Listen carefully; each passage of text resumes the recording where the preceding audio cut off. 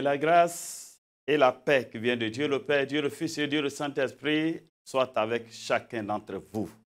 Nous sommes très heureux de nous retrouver en ce jour pour partager la parole du Seigneur.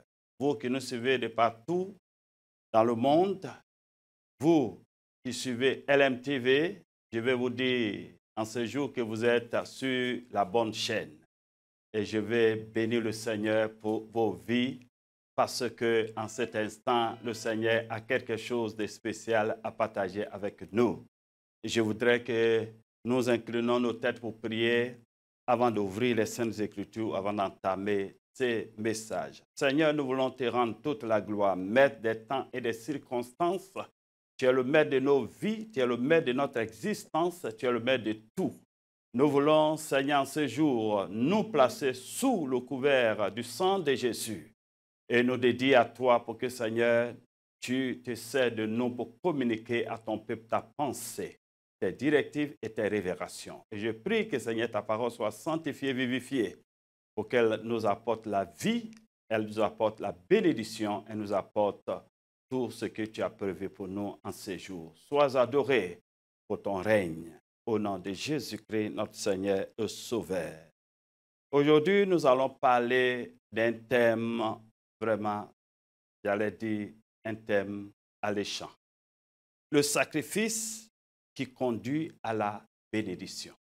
Le sacrifice qui conduit à la bénédiction. Et j'ai introduit mon message par ces paroles. Dans l'Écriture, dans les Saintes Écritures, bien sûr, nous constatons que plusieurs hommes, femmes et jeunes adolescents ont été bénis et distingués à cause de leur sacrifice à Dieu. Ces sacrifices se traduisent par leur acte d'obéissance, leur foi, leur crainte de Dieu, leur vie de sanctification, leur vie de prière, leur vie de méditation et la pratique de la parole de Dieu. Et aussi, bien sûr, par leur offrande à l'Éternel. Je voudrais m'appuyer sur l'un de ces personnages bibliques en particulier et sur tout ce qu'elle a fait. Sur tout ce qu'il a fait pour entrer dans la bénédiction de Dieu et même être distingué parmi tant d'autres. Je vais parler du roi Salomon. Voulez-vous entrer en ce jour dans la bénédiction de l'Éternel et recevoir son sceau de distinction? Alors, je vous invite à suivre attentivement cet enseignement. Nous lisons les Saintes Écritures dans le livre du premier roi, au chapitre 3, versets 4 à 13. Le roi se rendit à Gabaon pour y sacrifier, car c'était le principal des hauts lieux. Salomon offrit 1000 holocaustes sur l'autel à Gabaon. L'Éternel apparut en songe à Salomon pendant la nuit et Dieu lui dit, « Demande ce que tu veux que je te donne. » Oh, quel merveilleux! Quelle merveilleuse citation, quelle merveilleuse révélation. Demande ce que tu veux que je te donne. Et voici ce que l'homme va demander au verset 9. Accorde donc à ton serviteur un cœur intelligent pour juger son peuple, ton peuple, pour discerner le bien du mal. Car qui pourrait juger ton peuple? Ces peuples si nombreux. Verset 10 dit, cette demande de Salomon plut à l'Éternel. Et Dieu lui dit, puisque c'est là ce que tu demandes, puisque tu ne demandes pour toi ni une longue vie, ni les richesses, ni la mort de tes ennemis, et que tu demandes l'intelligence pour exercer la justice, voici, j'agirai selon ta parole. Verset 12. Voici, j'agirai selon ta parole. Je te donnerai un cœur sage et intelligent, de telle sorte qu'il n'y aura eu personne avant toi et qu'on ne verra jamais personne de semblable à toi. Alléluia. Quelle marque de distinction. Alléluia. Le verset 13 maintenant dit, je te donnerai en outre ce que tu n'as pas demandé, des richesses et de la gloire, de telle sorte qu'il n'y aura pendant toute ta vie aucun roi qui soit ton pareil. Amen. Alléluia. C'est vraiment fantastique. Voici, bien-aimés, ce qui s'est passé après le sacrifice de Salomon et la révélation que Dieu lui a accordée. Ensuite, la demande qu'il a adressée à Dieu et la réponse que Dieu lui donne. C'est vraiment étonnant, c'est vraiment fantastique, c'est vraiment exceptionnel. Et je voudrais qu'on rentre dans les détails pour voir un certain nombre de choses. Le sens des mots-clés. Holocauste. Un holocauste, Salomon allait offrir un holocauste. En Israël, en ce temps, on avait plusieurs sortes d'offrandes, plusieurs sortes de sacrifices. Et l'holocauste, exceptionnellement, c'est une offrande un holocauste, c'était dans la Grèce antique, un sacrifice ou une offrande qui est entièrement consumée par le feu. C'est-à-dire que l'animal est offert au Seigneur en entier. L'animal est donné en entier au Seigneur et il est consumé par le feu. Tout entier, l'animal est offert et il est consumé entièrement par le feu. Donc, c'est un sacrifice qui est entièrement donné à Dieu, entièrement offert au Seigneur. C'est vraiment merveilleux. C'est un exemple, par exemple, du sacrifice que Dieu attend de nous. Dieu nous veut en entier. Dieu nous veut totalement. Dieu nous veut de la chevelure aux orteils. Dieu nous veut en entier, corps, âme et esprit. Et Dieu veut que notre sacrifice à lui soit un sacrifice total, un sacrifice complet, un sacrifice, j'allais dire, sans réserve, un sacrifice qui se fait entièrement. C'est ce que Salomon a fait de cet holocauste. Mais depuis le sacrifice expiatoire du Seigneur, de notre Seigneur Jésus-Christ, en tant que l'agneau de Dieu qui est venu ôter le péché de l'humanité, on ne fait plus de sacrifices d'animaux. Jésus, la mort de Jésus a mis fin à tout sacrifice d'animaux. Quiconque ferait un sacrifice d'animaux, d'un animal quelconque à l'Éternel est en abomination à Dieu. Depuis le sacrifice de notre Seigneur Jésus-Christ à la croix, en tant que l'agneau de Dieu qui ôte le péché de l'humanité, il a mis fin à tout sacrifice d'animaux et par conséquent, on ne fait plus de sacrifices d'animaux liés à Dieu. Mais les seuls sacrifices qui restent toujours d'actualité, dans les Saintes Écritures, je vais parler du Nouveau Testament, c'est par exemple, le sacrifice de notre personne. Le chrétien doit s'offrir entièrement à Dieu comme un sacrifice de bonne odeur. Paul nous le dit dans Romains chapitre 12, au verset 1, que je vous exhorte par la compassion du Seigneur à offrir vos corps comme un sacrifice vivant, saint, agréable, etc., etc. Bien-aimés, donc, les seuls sacrifices qui demeurent d'actualité, c'est d'abord le sacrifice de notre personne. Dieu nous veut en entier. Dieu veut que nous nous abandonnons entièrement à lui, que nous nous offrons entièrement à lui comme un sacrifice vivant pour qu'il soit accepté et qu'il puisse nous bénir. C'est ce sacrifice-là que, selon l'apôtre Paul, au chapitre, dans la seconde épître de Paul aux Corinthiens, au chapitre 8, verset 5, Paul qualifie les Macédoniens de s'être donné, d'avoir donné au-delà de leurs espérances, de ce qu'ils avaient demandé. Tout simplement parce qu'ils s'étaient offerts eux-mêmes en premier lieu à Dieu comme un sacrifice vivant. Alléluia. La deuxième ou le second sacrifice que Dieu nous demande ou qui demeure d'actualité, c'est le sacrifice de nos louanges et de notre adoration.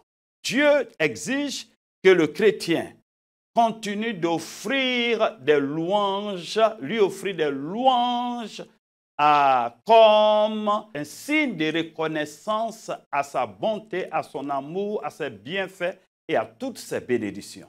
Donc, par exemple, le texte du livre d'Hébreux au chapitre 13, verset 5, nous dit, par exemple, que nous devons offrir sans cesse à Dieu un sacrifice de louange, c'est-à-dire le fruit de nos lèvres qui confesse le nom du Seigneur. Chaque matin, dès que le chrétien se lève, la première des choses à porter à Dieu, ce sont les louanges, les chants de louange, des chants d'adoration.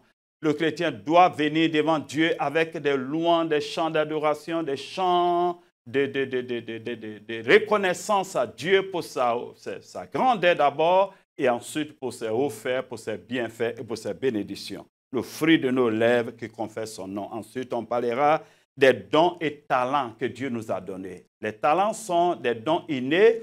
Quelqu'un est né, par exemple, avec une belle voix. Il est né avec la grâce de servir. Il est né avec la grâce d'exercer la miséricorde, etc., etc. Dieu nous demande dans le livre, dans l'épître de Paul aux Romains, je vous en prie, aux Romains, chapitre 12, à partir du verset 6, Paul nous exhorte, par exemple, à mettre tous ces dons innés, qui sont des talents au service du Seigneur. Donc, nos dons spirituels, nos talents innés et les autres dons, nos ministères également que Dieu nous a accordés, selon que Paul nous le dit dans Éphésiens 4, ces grâces doivent être mises au service de notre Dieu. Voilà, donc voici les sacrifices, les choses que nous devons continuellement offrir à Dieu. Nos dons spirituels, nos dons ministériels et nos talents innés. Et ensuite, nos biens matériels et financiers. Nos biens matériels et financiers sont encore là d'autres sacrifices qui doivent être continuellement faits. Parce que les Saintes Écritures nous disent que nous appartenons au Seigneur, nous et tout ce que nous possédons. Tout ce que nous avons appartient de droit au Seigneur. Nous sommes sauvés pour servir.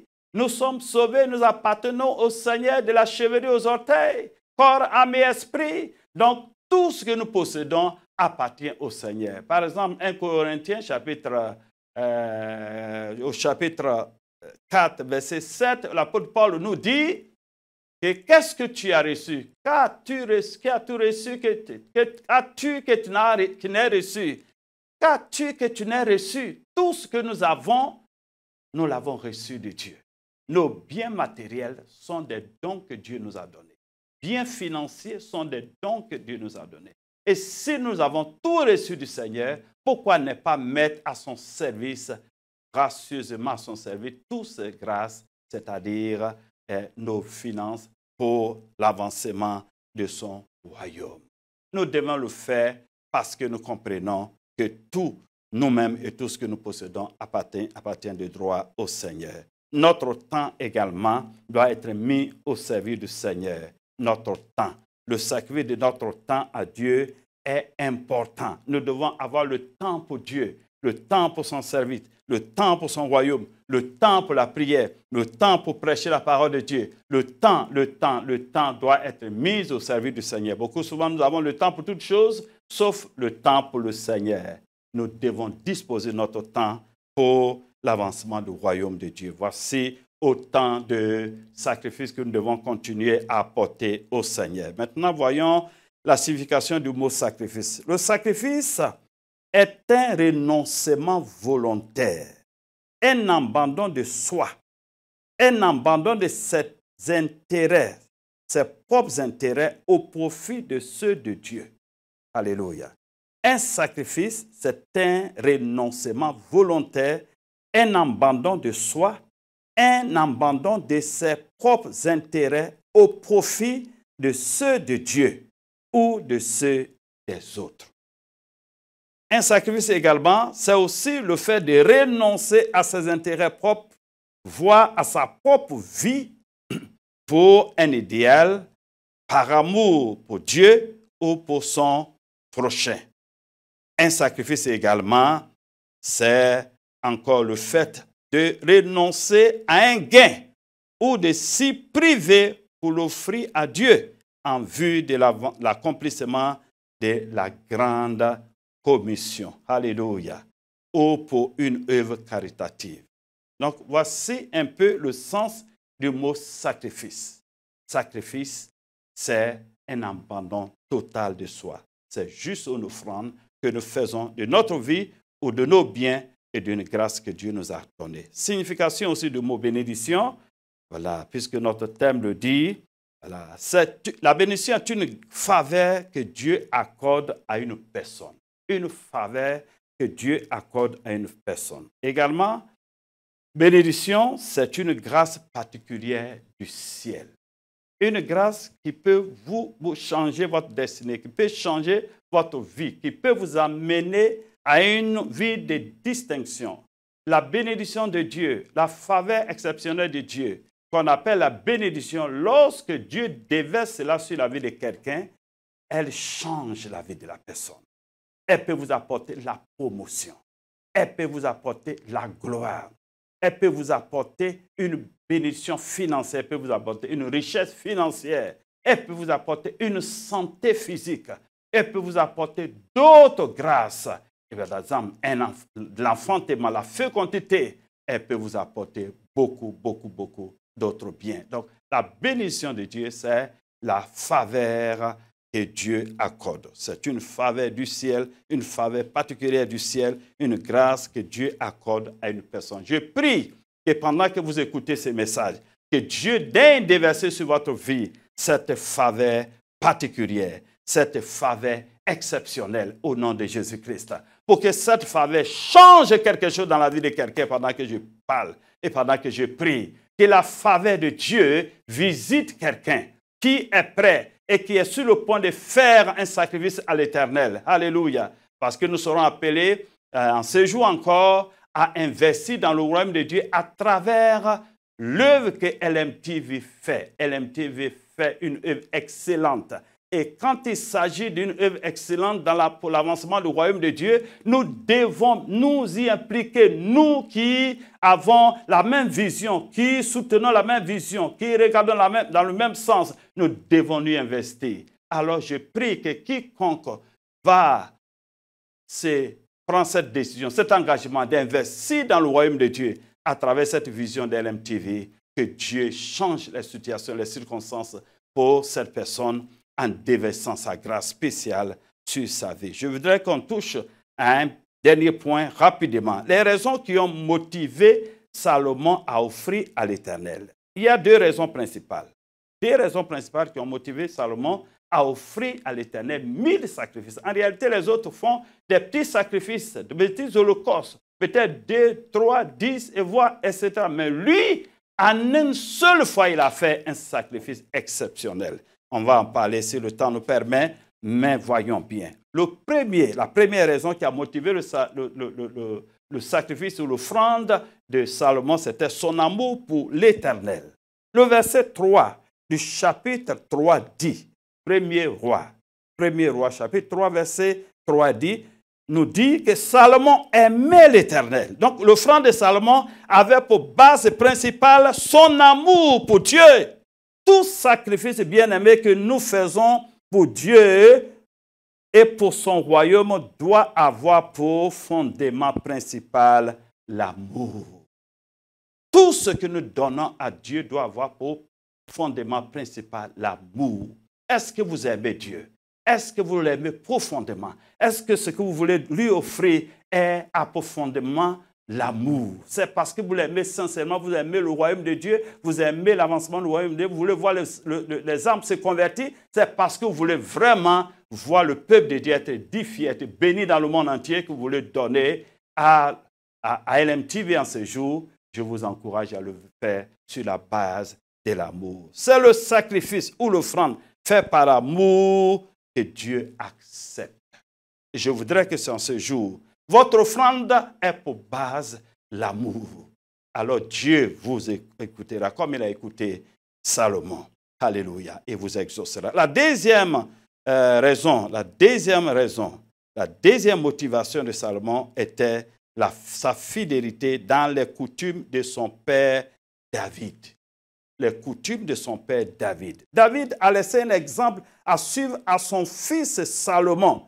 Il a fait des offrandes. Salomon, David a fait des offrandes à chaque fois qu'il en avait l'occasion. David faisait des offrandes à l'Éternel. David faisait des sacrifices à l'Éternel. Il en a fait tellement que Salomon, qui était son successeur, son fils qui devait l'hériter, a suivi toutes ces traces, a suivi tous ces exemples et a voulu vraiment l'imiter dans ses offrandes dès son accession au trône de son père, s'il veut parler d'Israël. Alléluia. Donc, la deuxième raison, c'était sa fidélité dans les coutumes de son père. C'est David-là qui a dit, par exemple, que je n'offrirai point. Mais le roi David, je lis dans 2 Samuel 24, verset 24, il dit, le roi dit à Ravna, non, je vais l'acheter de toi à prix d'argent, et je n'offrirai point à l'Éternel, mon Dieu, des holocaustes qui ne me coûtent rien. Et David acheta l'air et les bœufs pour 50 cycles d'argent. Alléluia. David était quelqu'un qui était habitué au sacrifice. Donc, son fils a imité cela. Et même en parlant de sa grande offrande, sa plus grande offrande, par exemple dans 1 Chronique, chapitre 29, ces offrandes qu'il a faites, ces plus grandes offrandes, ces dernières offrandes qu'il a faites pour rassembler un grand nombre, c'est-à-dire beaucoup de moyens pour la construction du temple que son fils est venu construire, est évalué à des milliards de nos francs aujourd'hui. David est un bel exemple.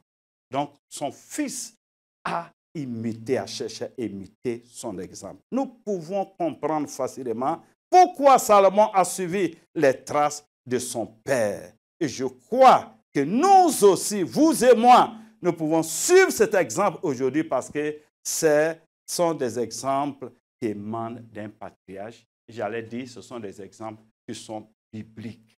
Et tout ce qui est biblique doit être imité, doit être pratiqué, doit être suivi. Alléluia. Oh, que Dieu, ce matin, pendant que je parle, en ce jour, pendant que je parle, le Seigneur se sert de ces messages pour parler au cœur de quelqu'un qui est prêt, sur le point de faire une offrande à Dieu en faveur du royaume de Dieu à travers LMTV. Alléluia. Et je voudrais parler, pour finir sur ce point, je voudrais parler de l'offrande, la valeur de l'offrande de Salomon. Salomon fit une offrande d'une valeur inestimable. C'est pour dire, bien-aimés, que nous devons donner à Dieu ce qui nous coûte. Ce qui nous coûte. Nous ne devons pas donner à l'Éternel de notre superflu. Malheureusement, beaucoup de chrétiens donnent de leur superflu.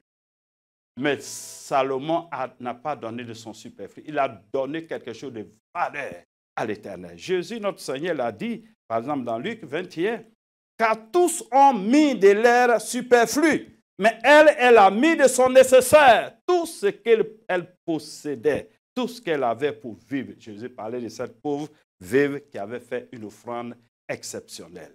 Les autres avaient donné de grosses offrandes, mais elle n'en a fait qu'une petite offrande, cependant, c'est tout ce qu'elle avait.